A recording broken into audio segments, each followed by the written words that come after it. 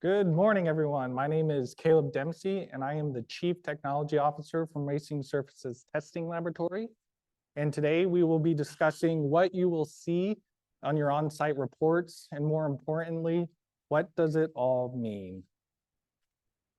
So as Brandon went over, we have a suite of testing that we perform when we come out and do our inspection as regulated by HISA.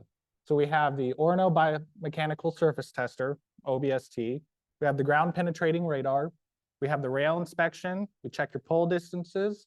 And we're also looking at your surface crossfall and or grades. So what is the OBST? Brandon went over it briefly, that it's the loads applied by the leading forelimb of the horse at gallop. So that strikes, the OBST strikes the surface with about 2.5 times the body weight of the horse, which comes out to be about 2,500 pound force or 11.1 kilonewtons. So the three main variables that we're looking at here, we are looking at the cushioning.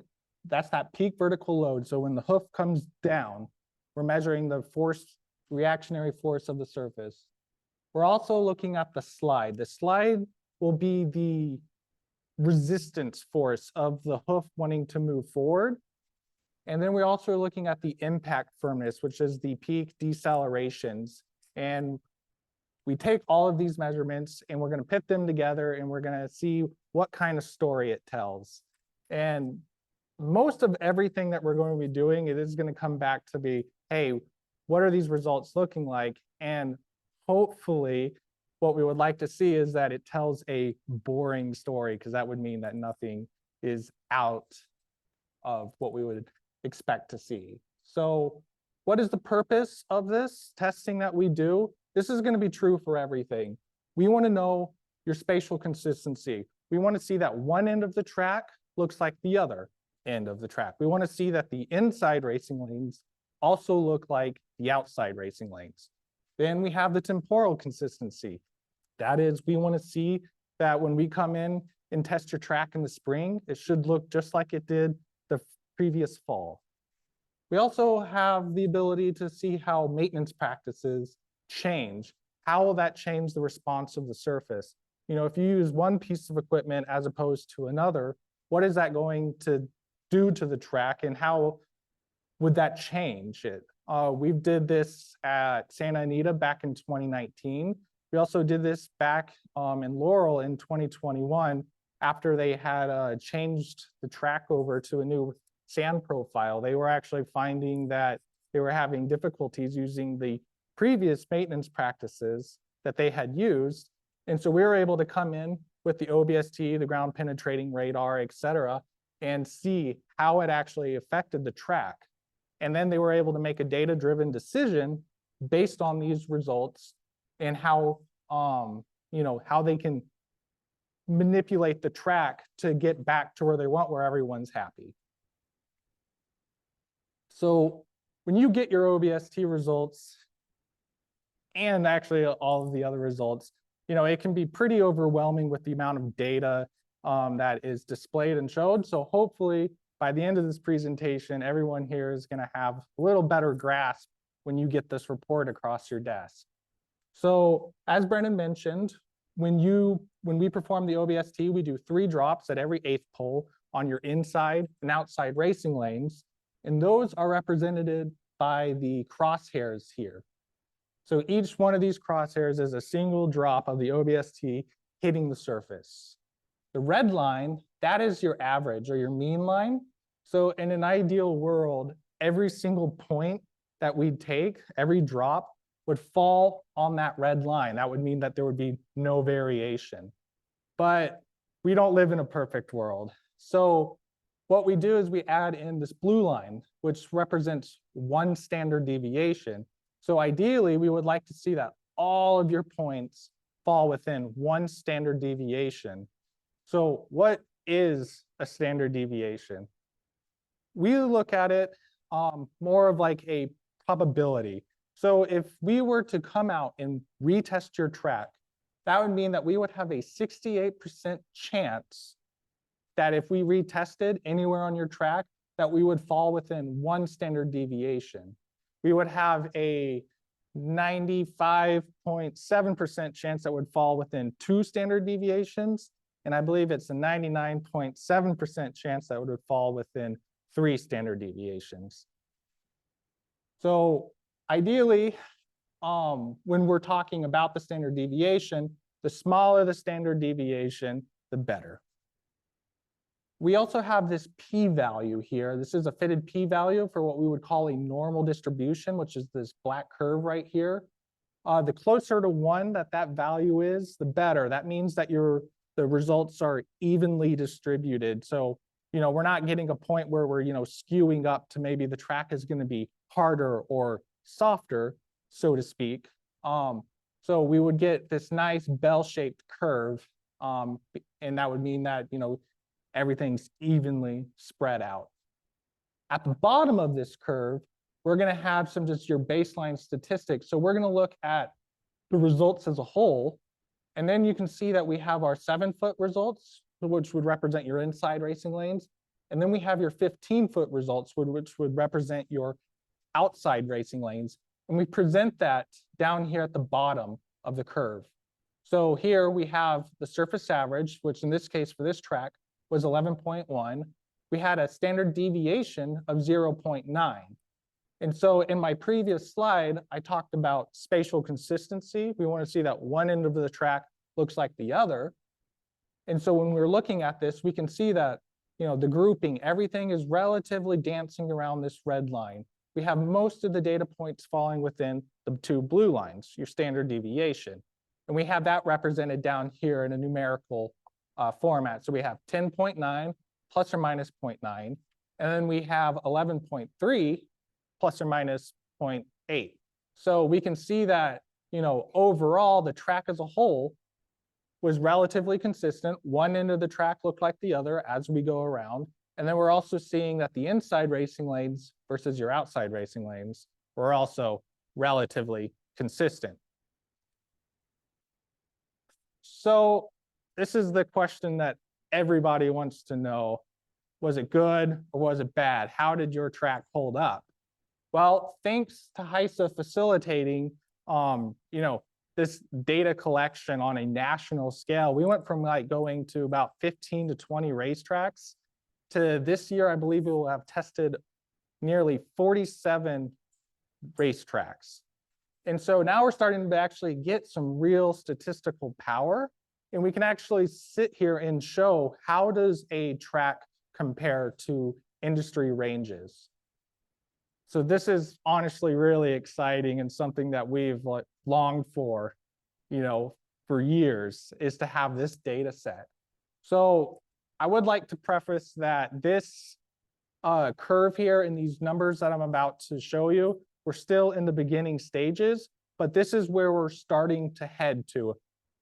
And that is, how do you hold up to the industry averages and ranges? So we talked about the 3 measurements that we're taking with the OBST, your cushioning, your impact firmness, and your slide.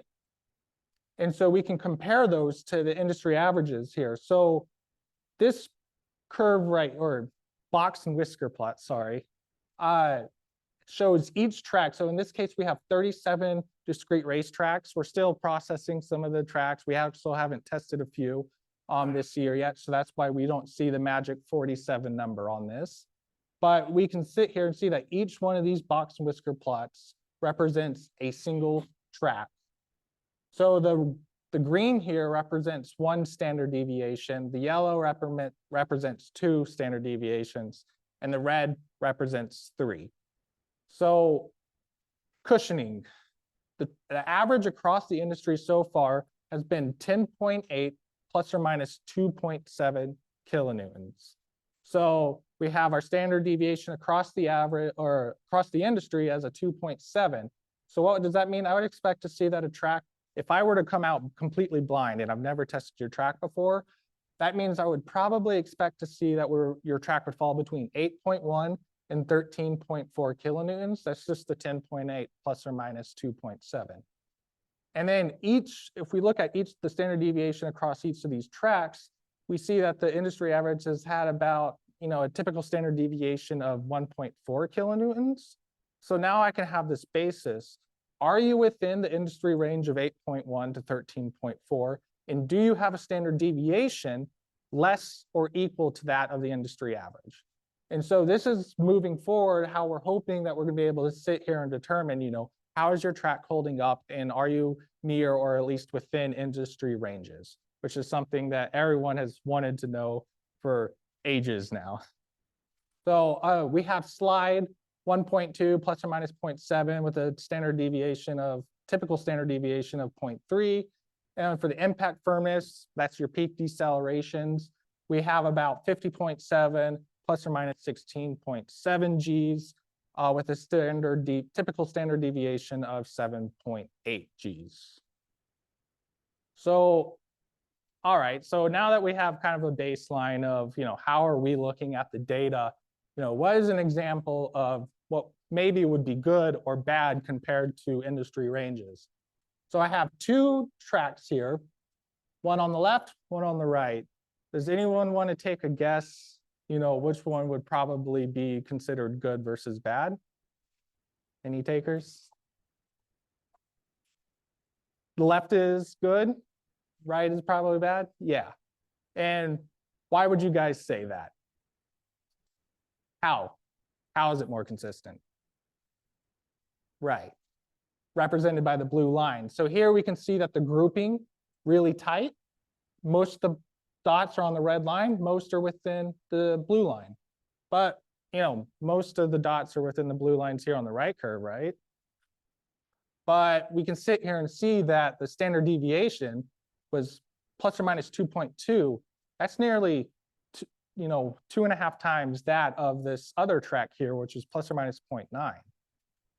So we'll go into this a little bit closer here. So as you can see, yep, if we would expect to see the track was 8.1 to 13.4 kilonewtons for cushioning. This track came in at 11.9 plus or minus 0.9.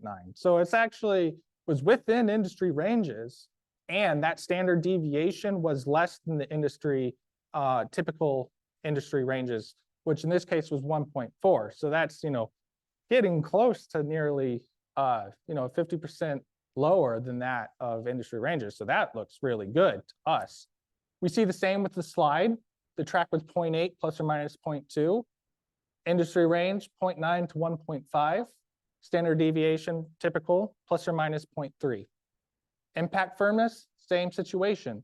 34 to 67.4 Gs. We came in at 42. And the standard deviation was 3.2 for Gs for this track. And for the industry, that's 7.8. So across the board, we're checking off all the boxes. Yeah, this looks pretty good. So I gave you this good example, but would you guys believe me if this was the same track a month prior? No? It is. So, all right, I'm calling this a good and bad example because, when we're talking about looking at the tracks, we're mostly looking for, is the track consistent? That's the number one thing that we're looking at. So, if we're talking about consistency, standard deviation 0.8, that's still pretty good. Industry was 1.4, right? Slide 0.1, industry 0.3. Impact firmness plus or minus 3, industry range plus or minus 7.8. But if we're actually talking about the overall number, the average was 4.9. That's half, almost half of what I would expect to see. And this carries on for the slide and the impact firmness. So, the track was consistent, but it was, relatively on the low side. It's below what I would generally expect to see for a given racetrack. So what was the cause of this? Well, there was about an inch of cushion difference. They were running at about 5 inches. And so a month later, after we did the testing, we told them this, they worked on the track a little bit more, came back down to about 4 inches, which is how we got to, what I would call a good example. We fell within these industry ranges, the track improved, and it became more in line with the historical testing that we have done for the track. So, you know, these overall numbers, the 11.1, the 0.8, the 42.6, that fell within their historical results as well, because that's the other piece that we're looking at. So here's our bad example. Is our standard deviation for cushioning within industry ranges? Anyone? 2.2. That's nearly double that of the typical standard deviation I would expect for cushioning on a racetrack. Slide was within industry ranges. The impact firmness was also within industry ranges. So that's good. You know, and so now we have to come back and we have to look. Well, so obviously we have a large standard deviation. So that means that we have larger blue lines, so to speak. But we all have the quarter pole here. The quarter pole here was a spike. You can see that relative to the rest of the track, that it was a lot, it had less cushioning. That is, you know, it would be maybe harder feeling. We had a few points out here at the 3/8 pole on the outside racing lanes that were actually really low. So what was the cause of this? A lot of it was driven by cushion depth. So we were lacking in cushion depth here, but we had too much cushion depth down in here. And so that led to a lot of the consistency issues that we see here, particularly with the cushioning. And so how is that fixed? Grading. And, you know, maintaining that cushion depth is really important. And so we'll get to that a little more depth here towards the end of the presentation. So the next device that we will do for our on-site inspection is the ground penetrating radar. This uses radar pulses to basically pick up on reflections of your subsurface layers. So this is a lot like a sonar, you know, when you're like looking for the fishes, or you want to make sure that your boat doesn't bottom out at the bottom of your lake, you know, as you approach the shore, perhaps. So each one of these dots represents a point collected by the antenna here. Cushion layer, base layer. This was actually radar performed on a synthetic racetrack. You know, one of the other things that we can actually pick up on here is, you know, your lateral drainage pipes. So as we come over it, we can actually pick up and determine where those are. That's represented here. I don't know if you guys can see it, but it has like these little hump shapes and they're stacked on top each other. So, you know, what is the purpose of it? Just like the OBST, spatial consistency. One end of the track, it's got to look like the other. We want to see the inside racing lanes look like the outside.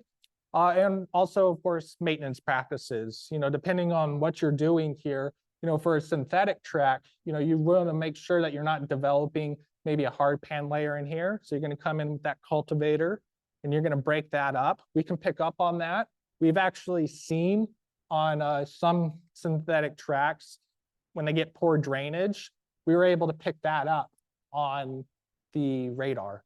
And we could see that there was a subsurface layer that was developed and it was blocking the drainage of the track. So how would you interpret this? We present this data on a lane comparison, and we do it in a box and whisker plot. Ideally, what we would like to see is that each one of these plots is in line with each other. That means that we have no differences as we move out from the rail. So lane 1 would be right on the rail, lane 6 would be on the outside. As we move out, we would like to see that the size of these stay the same. We also want to see that the range is relatively small. So the range will be represented by these horizontal black lines. And then the data gets quartiled up. I won't get too much into that, but the orange line here represents the median. So we would like to actually see your median values and just be one line. We'd want to see the top of your ranges, one line, bottom, one line. These black dots are represented as outliers. So that would be, it's based on some statistical stuff, which again, we won't get too much into, but generally we would like to see, you know, a small amount of outliers like we do here on maybe lane 5 on the low end or lane 1, for example. So something that's really important when we're talking about ground penetrating radar is there is some limitations with how the data is calculated and determined for your depth. And so it's relative. We might report that the depth is at 2.56, but something to consider would be, well, did we test on an open track, that is, the loose cushion, or did we test on a floated track, which would be relatively packed down? If you take a stick and you measure your cushion on an open track, you're going to get a different number than you would on a floated track, right? Because we compacted it down, so we would have a relatively shorter or smaller cushion depth, which would certainly be the case here at 2.5 inches. So that's just something to consider, that the depth, when we report it, it's relative. That does not necessarily mean it's the actual depth, but it's going to be generally within a 1/4 inch of actual depth. The other plot that we give you guys, what Brandon also brought up, is a color map plot. One way to look at this is kind of like, okay, you got your rain forecast. I think everybody's seen those maps watching the Weather Channel, right? So you'll have green. Green will represent your light rain. Red would represent your heavy rain. Well, in this case, red will represent your relatively shallower. And then the blues and the green will represent close to the average. And then the blues here will represent, that you're relatively deeper. So what we would like to see is that you have a uniform color. That would mean that your depth around the racetrack is uniform, and that we're not seeing like any relatively lower spots or any relatively higher spots. So this would be a great example of GPR. So just like OBST, we can actually sit here and look at the industry ranges, thanks to HISA's facilitating this data collection. And we can see, what are typical standard deviations, averages, et cetera. And we can apply those ranges and look at it just in the same fashion here. So example of good and bad. Let's do this again. Left, good, or right? Left. And why is that? Mostly in a straight line. Good, good. And you can see that the size of these plots is actually smaller than our right. So in this example, we have a standard deviation of 0.2, keeping in mind that our typical standard deviation will be 0.3 inches. So we're matching that. This track has a standard deviation of 0.57. That's almost double what I would expect to see on a given racetrack. We're also seeing that we have what looks like a climb. So what this is saying is that as I move out from the rail, lane 1 to lane 5, we are getting relatively deeper. So that means that we actually have more material out here than we do in here. So what could have been a cause of this? Perhaps when they were going out with the grader, they may, a typical practice is to pull the rail, as you harrow and as you get rain and everything, material can move to the inside. They pull it out, and they may have taken too much off of the inside racing lanes, and that could be a cause of this. So here's another good example that's even better, in my opinion, than this one. You can see how small this is. Straight line, uniform color, low standard deviation. It was 2.86, which is within industry range. And we had a plus or minus 0.2 inches, as opposed to plus or minus 0.3. Here we can see that we have a relatively uniform depth all the way around, as indicated by the color map. And here's our bad example. Here again, as we move from the inside lane to the outside, we're getting relatively deeper. And I love this color map plot because it really shows what it is that we're actually looking at here. We can see that as you enter this turn, that it's relatively shallow on the inside lanes, but we're relatively deeper on those outside lanes. And we can see that this turn is relatively deeper than the far turn. So this is really a great representation of the data, and it can actually show where a lot of your variation is coming from and spots to work on. So we could probably say that as you're coming into this turn and through it, that would be a good spot to come back.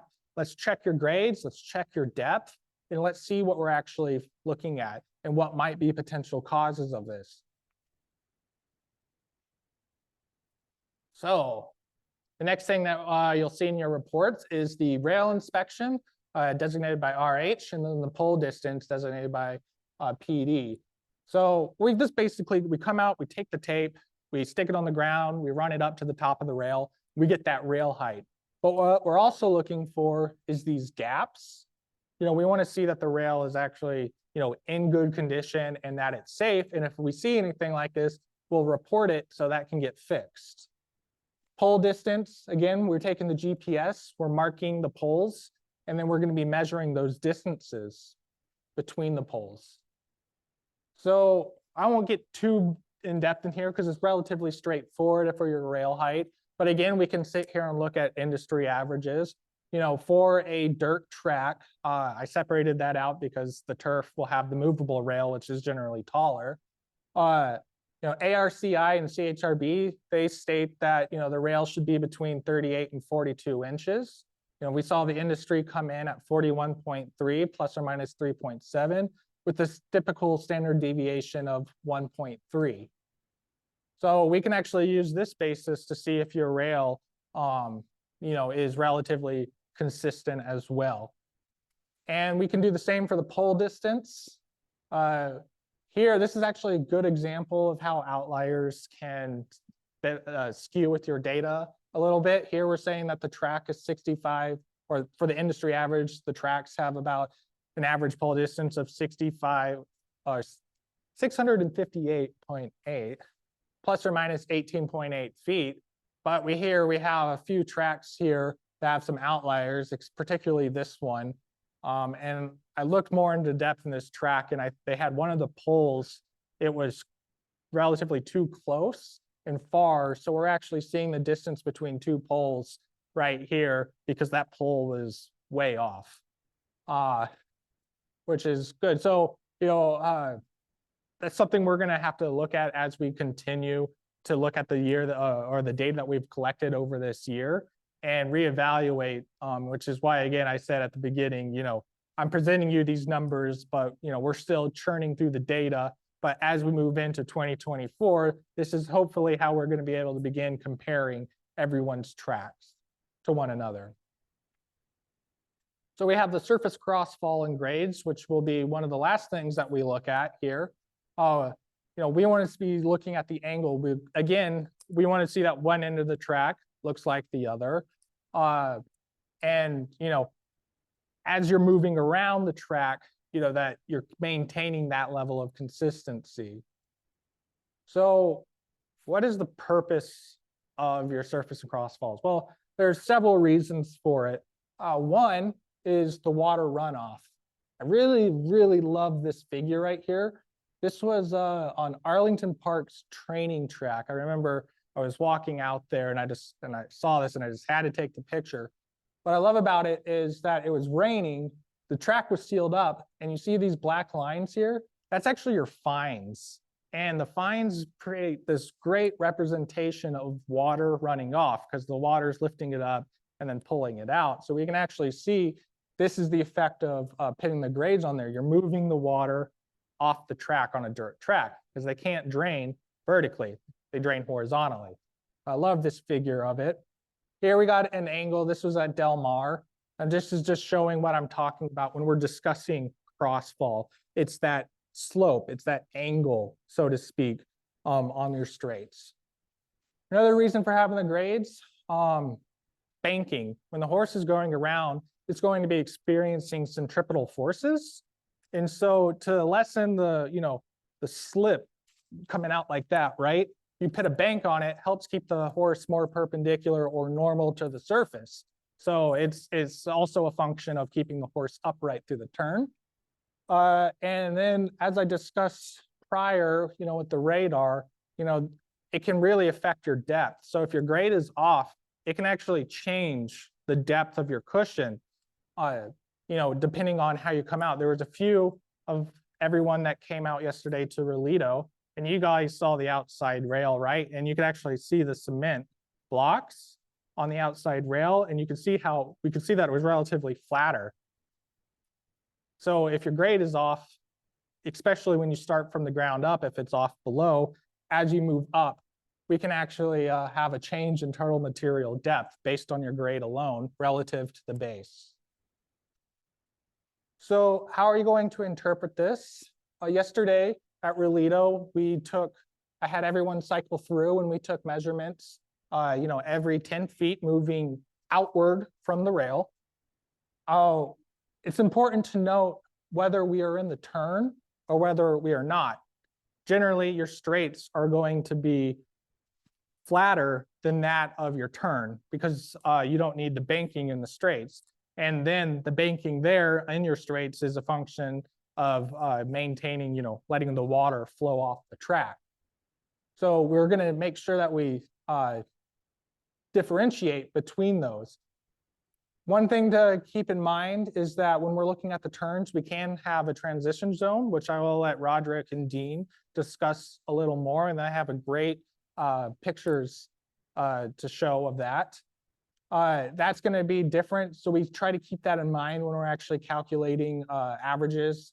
If you're in a transition zone, we don't want to necessarily count that as the average for your turn because it would be less than that at the top of the turn. So when we're reporting on this, we do every measurement that we take, 0 to 10 feet, 10 to 20, 20 to 30. That covers the primary racing lanes of the track. And we would like to see that the number is the same across. So here at the wire for this track, we had 3.1, 3.1, 3.1. They held that grade from 0 to 10 feet, to 10 to 20, 20 to 30, and more importantly, 0 to 30. So we would like to see that these numbers are the same all the way across the board. So ideally, everything's equal, the turns are equal, but your straights wouldn't necessarily be equal to your turns. So again, we can sit here and look at how everyone's stacking up to the industry ranges. We see that the average for your straights is about 2.8 plus or minus 1.1. And then for your turns, we have 4.4 plus or minus 1.7.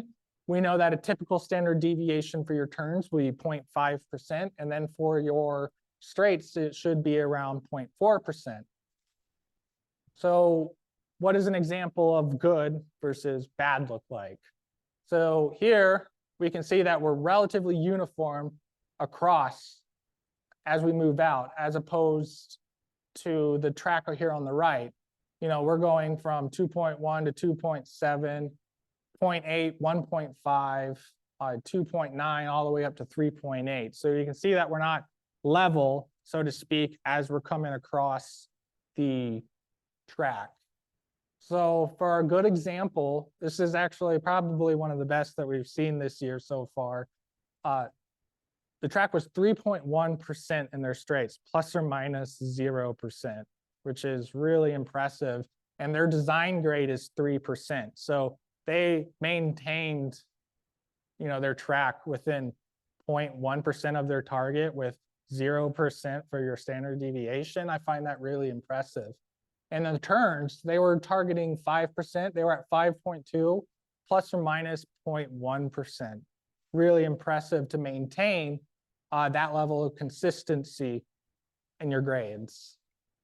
So what is an example of bad? Well, here we have track was in the straights 1.9 plus or minus 0.6. For industry, it was about plus or minus 0.4, so we're over that. For the turns, 3.3 plus or minus 0.8, with the industry at 0.5%. So we're above those industry averages and ranges for your straights and the turns. But I would like to point out more in depth the 5/8 pole here. So we went from 0.8 to 1.5. So that means we got steeper. And then we went to 0.8 and we went back to being relatively flatter. Well, that if your targeting was 2%, you're way off there on the inside here at the 5/8 pole. And then similarly, for this track, we had the 1 mile. The mile is not in a transition zone. So it wouldn't have been necessarily in between being what the straights and what the turns would have been. But we're at 2.9, 2.5, and then we jump up to 3.8 on the outside racing lanes. So, we don't see that the numbers are the same going across for each pole, and we don't see that we're maintaining that between the straights and the turns. So in summary, when you get these on-site reports, there's going to be a lot of data, and hopefully this presentation has hit a little more insight to what that might look like as we're going across it. Generally speaking, we want to see all the data is in a straight line, right? We want to see that everything's the same. That's what we're looking for.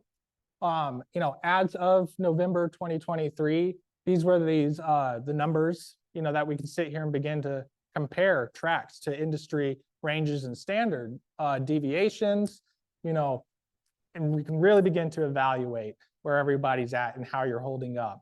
So again, just keep in mind that these numbers are subject to change because this is just the beginning of that analysis, but this is where we're headed, and I find that really exciting. Do we have any questions?